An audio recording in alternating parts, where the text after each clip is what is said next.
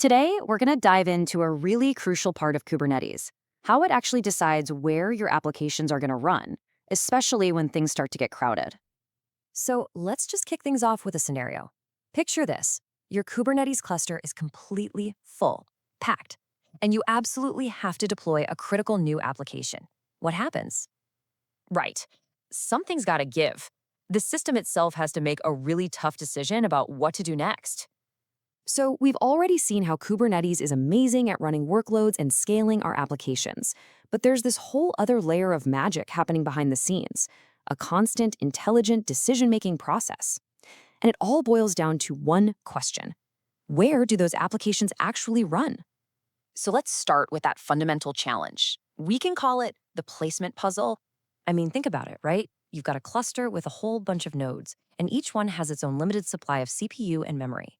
And every single time a new pod is created, Kubernetes has to solve this complex puzzle, find the perfect home for it, while balancing all the available resources and all the rules you've set up.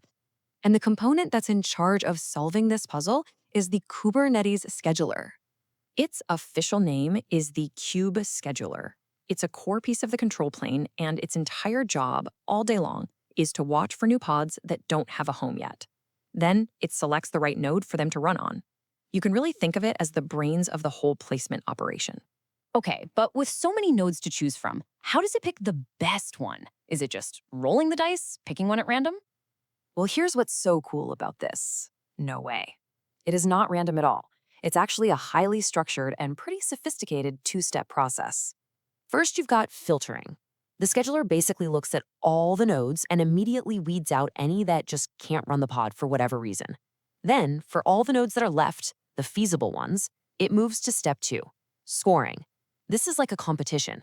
It ranks every single candidate and picks the one with the highest score. The winner gets the pod. This diagram here gives you a fantastic visual of that whole process. You see, new pods come into a queue, and then they hit that two-phase cycle we just talked about. First, filtering to find the nodes that can work, and then scoring to find the one that's the best fit. Finally, the pod gets bound to its new home. It's this continuous, elegant loop. So this system of filtering and scoring makes a lot of sense. But what happens when a truly critical application shows up? A real VIP. Let's introduce the idea of priority, because this is where things get really dynamic. So what happens when a very important, high-priority pod shows up and the cluster is completely full? Does it just have to get in line and wait? Nope. Kubernetes has a brilliant plan for this exact situation. It's called pod priority and preemption. If a critical pod can't get scheduled because there's no room, the scheduler can actually preempt or, kick out lower priority pods to make space. This works because Kubernetes totally understands that not all workloads are created equal. You might have a low priority batch job that can wait a while, but then you have a critical user-facing API that absolutely needs to run right now. That high priority workload gets to cut in line and can even kick others out to do it. Preemption is basically like an ambulance clearing traffic. It's an absolutely essential feature that guarantees your most important applications get the resources they need right when they need them, no matter how busy the cluster gets. And this act of removing a pod to make room, whether it's for preemption or another reason, it has a specific name: eviction. Eviction is just the formal process of proactively terminating pods on a node to get some resources back. You can think of it as the cluster's critical safety valve. It's what allows the system to free up resources to maintain its overall health and stability.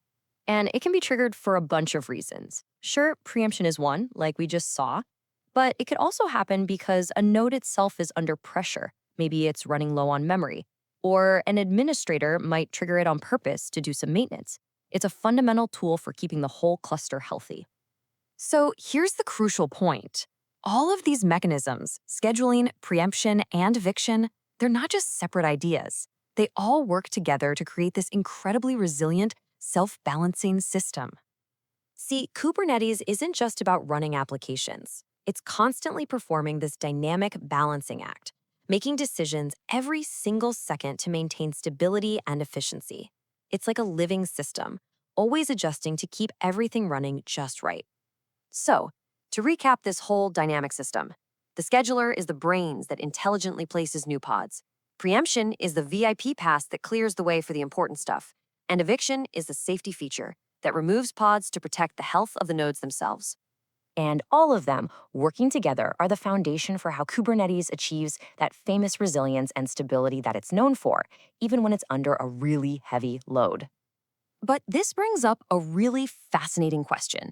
If Kubernetes can automatically schedule, preempt, and evict workloads all on its own, how in the world do you actually see what's happening inside the cluster when things go wrong? How do you keep the whole system observable?